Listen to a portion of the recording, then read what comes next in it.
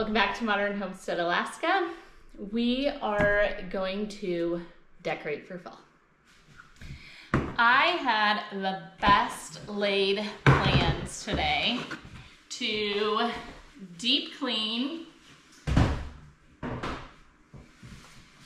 get everything done, start decorating for fall, get all of the kitchen canisters refilled, and my day just didn't happen to go that way.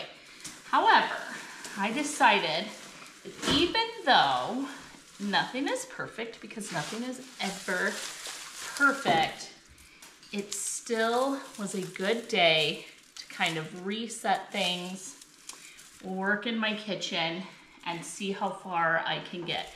And if all I get done is this one wall, then that is plenty. So I headed to the basement, and instead of doing everything twice, I decided I'll just do it once today. So I'm going to dig through here. I know which items go in the kitchen and what items go elsewhere in the house. So anything that goes in the kitchen, we're gonna pull out and get ready to decorate for fall. Fall happens to be one of my absolute favorite seasons to decorate for. Erin and I got married in November, and it was a fall themed wedding over 20 years ago, and the whole thing was in the deep reds and oranges, and we got married in this church that overlooked the mountains in Colorado, and it just was so beautiful. Like, we decorated with cornucopias that had like spilling these like orange roses and red roses all pouring out of it. It was beautiful, beautiful, beautiful. And then the coppers and the different colors. So I have a personal deep love for fall in general, let alone fall decor. And then I just feel like my house, the colors and the decorations and my style lends really well to fall decor. All right, I got a ton out, and I think I'm just gonna start with some soapy water in the sink. I'm going to wash all of the little canisters and jars that we're gonna decorate with. That way we just start out with everything nice and clean. Keeping the different sections of the kitchen fully filled and cleaned and all of that is extremely difficult. Like, this is cocoa, it's almost completely empty. So many, this should have been dark chocolate chips. And so I'm gonna go through here, pull all of these down, run a rag of hot soapy water over them, take them into the pantry, and refill everything. Because this week, one of the biggest jobs that I would like to get done is we preserved so much last month that I am out of space in there to put things, and I want to swap one of the shelves that currently is store purchase things, and that's what we could do at the time. I want to swap it out and have all of the freeze-dried things that we did last month put onto that shelf. So I'm gonna just pull everything down and off.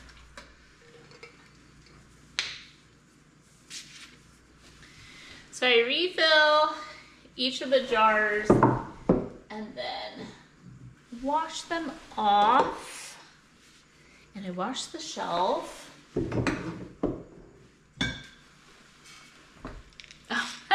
So this is my system. These are half-gallon jars, and I put them into these jars in the kitchen, and it makes everything really, really simple for me.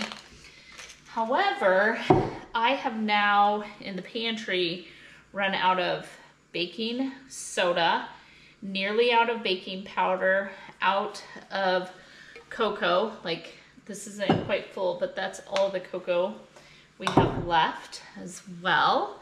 And then several other jars are completely empty and need to be refilled. But this is such a good time to pull together and have everything ready for baking season as we head into all of the holidays coming up. So some of the things I put up here are coconut, salt, baking powder, baking soda, cornstarch, and then lots of different kinds of chocolate chips and so on. And I kind of try to do it with some sort of rhyme or reason. So put all the nuts together on one end. We have some dates. I do a lot of baking with those, as well as these are figs. And then I have lots of other dry fruit that I can, you know, kind of move out here as well. So these are semi-sweet chocolate chips. Let's do this. Let's do cocoa. And semi-sweet. Let's do that with the dark cocoa, which is different than the regular. And dark chocolate chips. Let's do white here.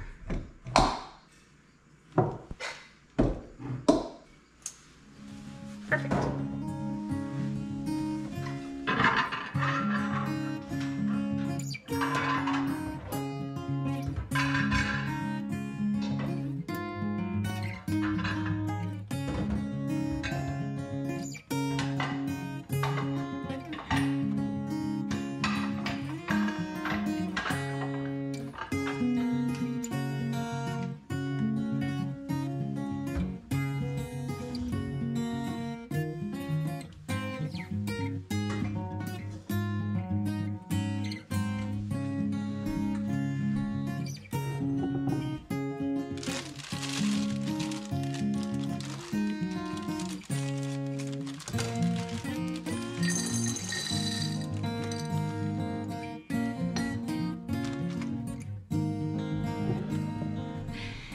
It is the next morning.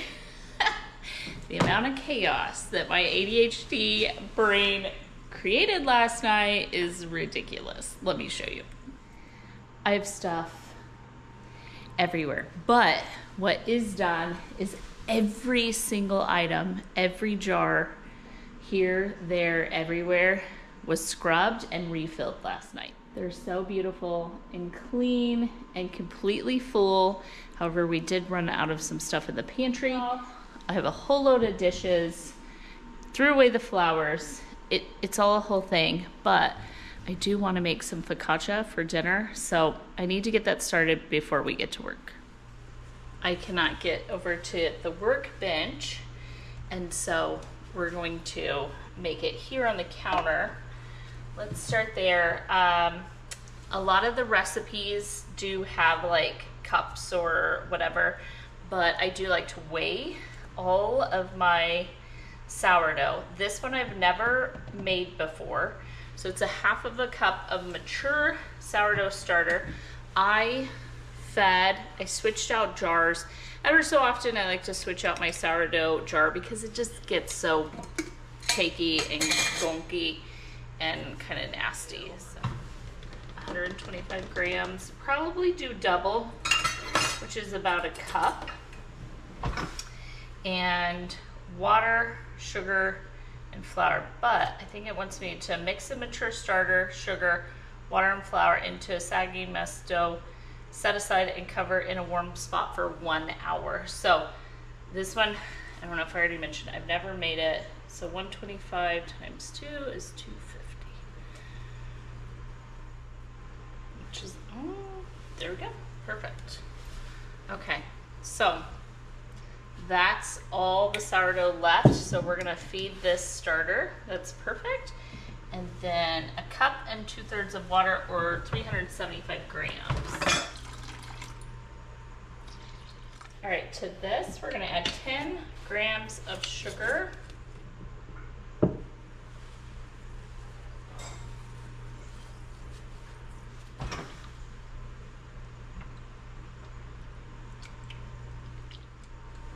Four cups, or 500 grams of flour. And the reason I weigh it is that heaping cup was 200 grams. All right, the olive oil and the salt, we're not going to use those until we have let this start to rise for about an hour.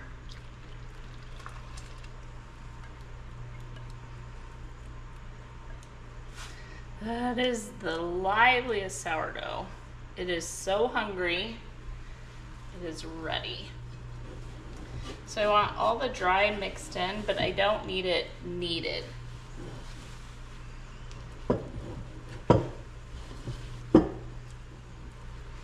I still see like a little bit of dry clumps of dough and then some moisture down at the bottom. Okay, we're gonna cover this and set it for 1 hour. It has been an hour, so I've just been trying to deep clean, and this is what it looks like. A saggy, soggy dough. So to this, we are going to add a little bit of salt and some olive oil. So salt impedes a little bit the growth of, say, you don't want it to come in contact with yeast or things like that. So it's 1 3/4 teaspoon. So we're gonna do about 3 and a bit. Salt. And then this one calls for a tablespoon of olive oil. So now we're gonna bring that together and get that mixed in. Now, I've never done it this way, where the salt and the oil went in an hour later. I'm gonna get a little water on my hands and just work this in. But I try every recipe all the way through the first time. So this is supposed to be a super fluffy focaccia. And Aaron and I had gone on a date night dinner recently, and the place made this huge fluffy focaccia. Then after they sliced it, they grilled it like you would a grilled cheese, like a little oil or butter in the pan. And oh my gosh, Aaron said it was the best bread he's ever had. I was very offended because I make him bread all the time. So I can still feel the granules of salt. So I'm just gonna work this for a minute or so. It actually is a fantastic texture, and it's not super sticky. And that could be the oil, but it's absorbed the water, the moisture really well. So that's great. Feels good. So now every 30 minutes for a couple hours, we're just gonna do a stretch and fold when the timer goes off, and we're gonna build structure in the sourdough that way. After several stretch and folds, the dough is really luxurious. It's also developing quite a few air bubbles, and we're gonna divide it onto a baking sheet. We're gonna put a little oil down. So using wet hands, I'm able to handle the dough, but because this is a double batch, oh, the air holes are beautiful. Okay. We're gonna divide it in half. Thereabouts. And then onto the oil.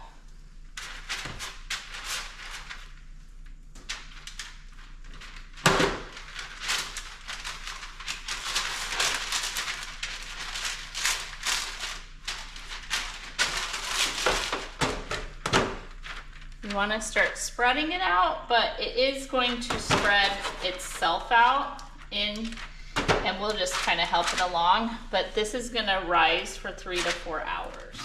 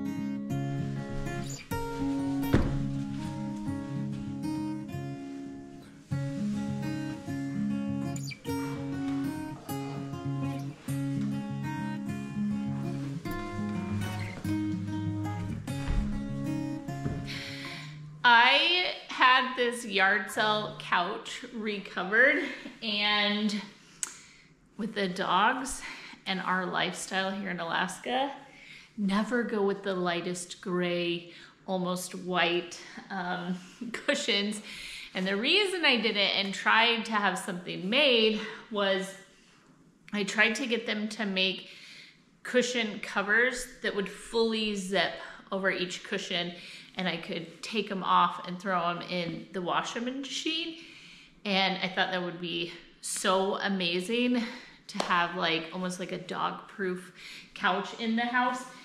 And they just told me they couldn't do it. And so I need to find someone that could actually sew together, like I wash all of the pillows and stuff off of the couch all of the time, and I swap them out each season, and I think it like just adds something fun to the living room. And I literally for the last 2 days have washed all of the cushions and blankets and pillows and everything that was in the living room. And then I have all of the fall stuff coming out of the wash so that it smells good and it's lovely. You see the couch and it's always covered up. That is why I put a super light color. Anywho, let's get this covered up because Tipper gets on here and she will destroy it in no time flat, and then move on with the rest of the fall decorations.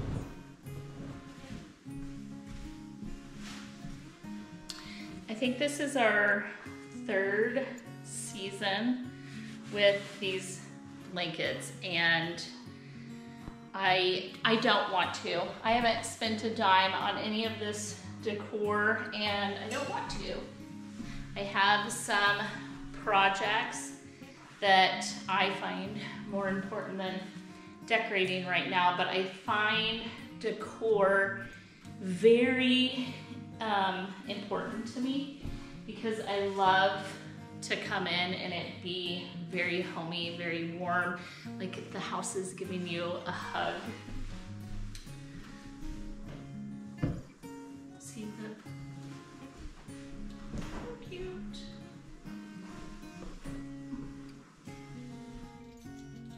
Come on in, friends. Right out here at the front door, I did put the red milk pot with the fall things going on.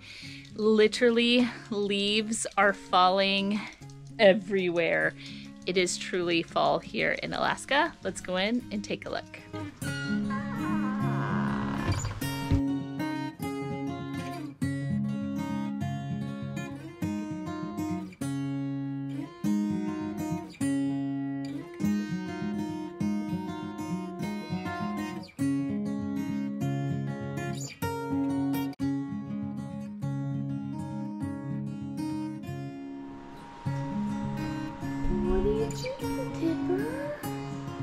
You on the new rug?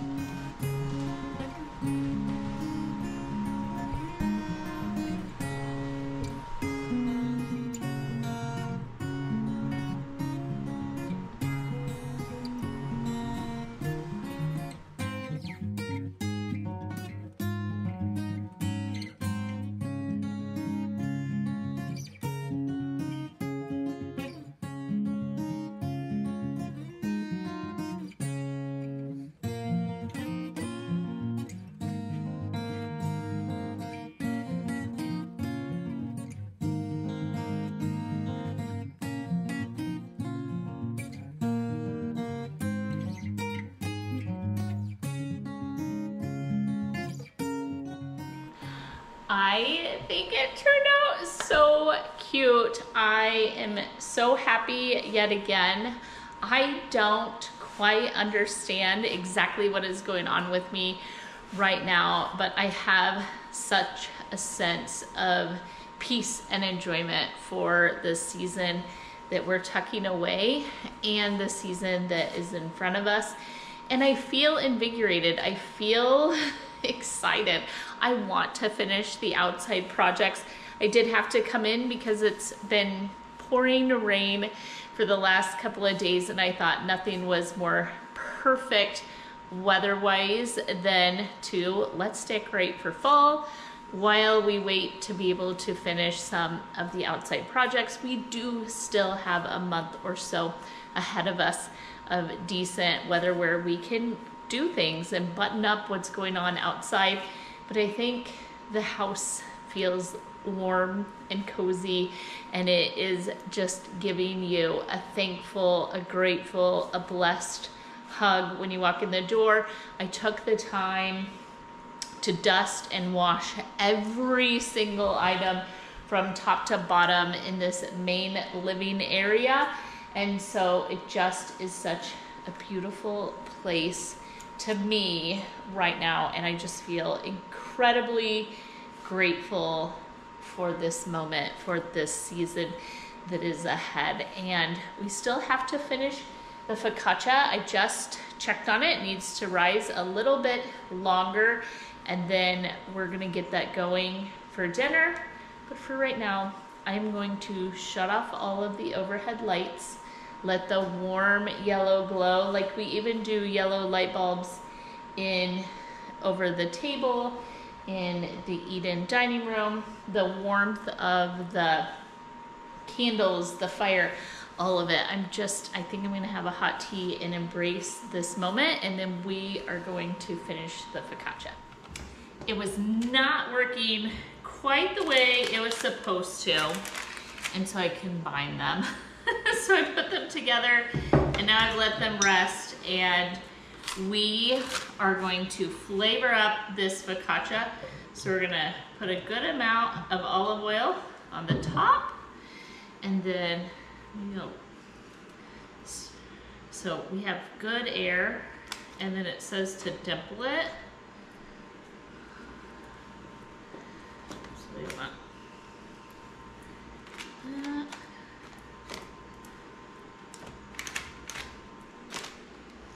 Lovely. All right, so the one we had in the restaurant had some sort of garlic, salty type of crust. And so I am going to use this garlic scape salt. I'm gonna put it on my hand though.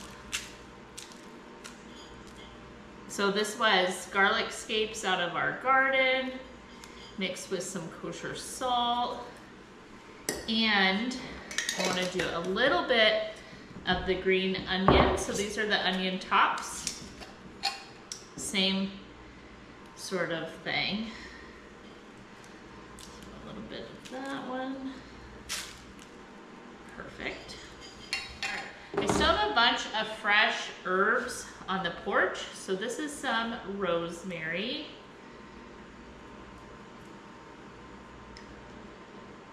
That on there. In the meantime, I do have the oven preheating at 450 degrees, and I put like a stone in there, like a pizza stone, and that is supposed to help get the bottom of it all nice and crispy. So we're preheating all of that, and this will just sit and rest for a few minutes. And then tiniest bit of time,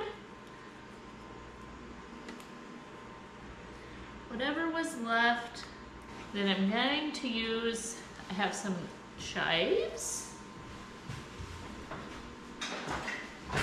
just use some scissors.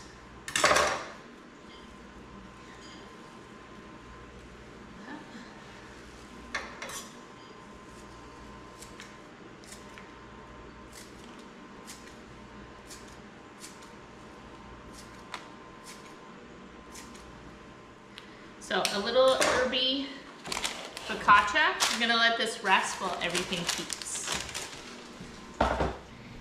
It's preheated. There's that stone. We're just gonna put it in the pan on there for 20 minutes. Unfortunate, I am trying to get used up all of 2023's vegetables. I found a bag of cauliflower from last year.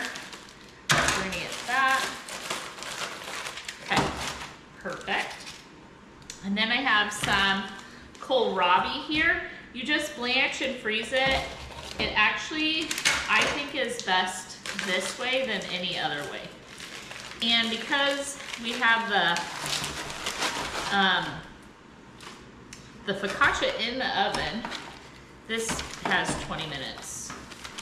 So I should be able to break that apart in just a few minutes. All right, we got it broke apart. I'm just gonna drizzle a little oil. What a perfect fall side dish. Here in the next week or so, we'll be harvesting whatever is left in the garden, and we'll be able to blanch and freeze some more kohlrabi for the upcoming winter. But just salt and pepper. For what we're going to do with the burger, this is not a recipe. Like, I don't have a Pinterest link. It's a method more than it is like an exact recipe. And I think most of my cooking is actually like that. So I just have some fresh onions. I'm gonna put a dice on a couple of them. The rest of them I'm saving that we're gonna make like the gravy out of. I just have a handful of oatmeal down in the bottom. This is, like, I was trying to think, how would this hold together? I think it'll hold together similar to like a meatloaf if I use very similar ingredients to it. I've had hamburger steak is what we're calling it a lot of different ways. And this is just something I started doing a few years ago, and it works out really, really well, and it's super simple. So we have, like I said, the oatmeal, a little bit of onion, a little bit of rancher steak rub. This has all the different things in it. I get that from AZURE. They might call it something different, but that's gonna have the salt, the pepper, the garlic, the onion, dried seasonings and spices. And then I'm gonna use, what is there to call it? The W sauce, Worcestershire, Worcester. I've heard it called a million things. So a good shot of that in there. One farm fresh egg from my chicken. Nice. I have cream instead of milk, so we'll just use a splash of that. When making meatloaf and stuff, this is supposed to be like a serving fork when you do your fancy meal or carving or whatever. I've found with like meatloaf and meatballs, it works really, really well. So we just have 1 pound of hamburger. My grandmother's visiting my mom today, so she won't be here. I thought maybe Wyatt would be here for dinner, but he was here and he just left to go with some friends. So a lot of times lately, it's starting to turn into Aaron and I, our home, and then all of a sudden I turn around and there's 12 people in my kitchen. So who knows, on any given day. Generally when I do this, end up making 1 pound of meat. That's when Caleb, Destiny, Cody, all of them start rolling in. But we will just go with the flow. So I'm gonna bring this together like a meatloaf. Okay, so there we go. That's all pulled together. You always want to preheat cast iron. So we're gonna preheat the cast iron pan, grapeseed oil, avocado oil, olive oil, whatever, a good splash of that in the bottom. Mine are well seasoned, but we still don't want the hamburger to stick to the bottom. So we are going to preheat this and let the oil come up because we want to get a good sear on the burger. I'll show you. So the oil when it moves around the pan, has like a ripple look to it. So now we know the pan is preheated. And I'm going to just take a good amount, kind of fat,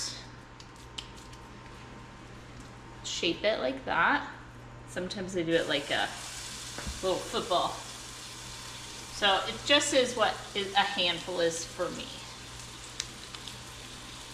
And you heard it hit. There's an immediate sear because these are going to actually be pretty delicate. We want them to stay together. You know what? I think it's like Salisbury steak almost, except for there won't be any onions, or there won't be any mushroom.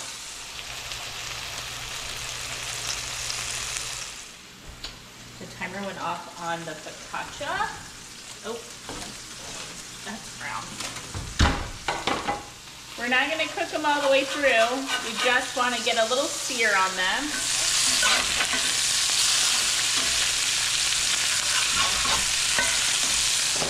I'm just going to slice through these onions.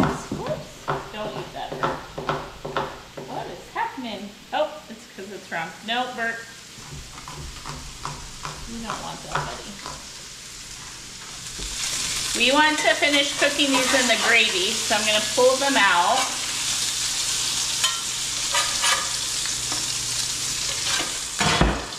And straight to the oil and the meat, we are going to go in with our onion.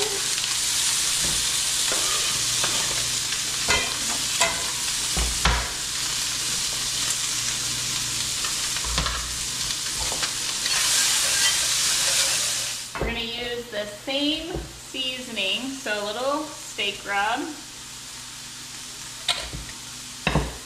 and a little bit of Worcestershire sauce.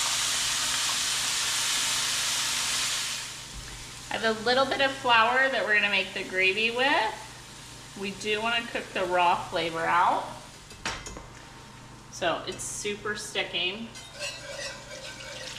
And then I just used a can of beef broth.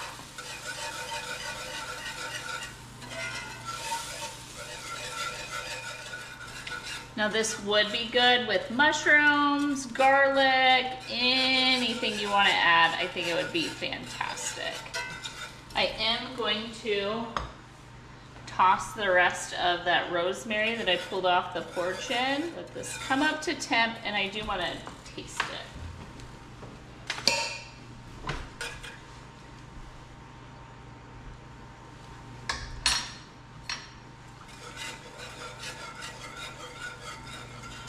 That's good.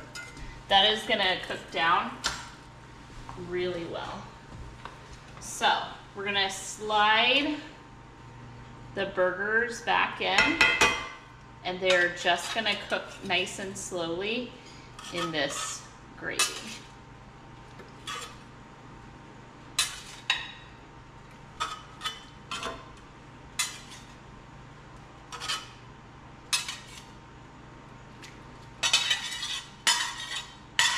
All the juice. Perfect. And then I'll just turn them over a couple of times as they cook. All right, Aaron and Wyatt are gonna be here in just a second. The vegetables, they just roast up beautifully, but I wanted to show you how this turned out. So the burgers just cook down in the gravy. It gets nice and thick. The onions, everything just cooks down. And so I just would come along and roll them like that. And then we'll get a little gravy on it. There we have it. Now let's cut the focaccia. We're still at the drawing board. The focaccia we had at that restaurant, I kid you not, was this thick. Not cut that wide. It was just fat and fluffy. And this didn't quite do that, so we have some more focaccia in our future. However, it does seem nice and soft. You know, I think it could have used a little more time to rise. We maybe could have done the overnight. It's still warm.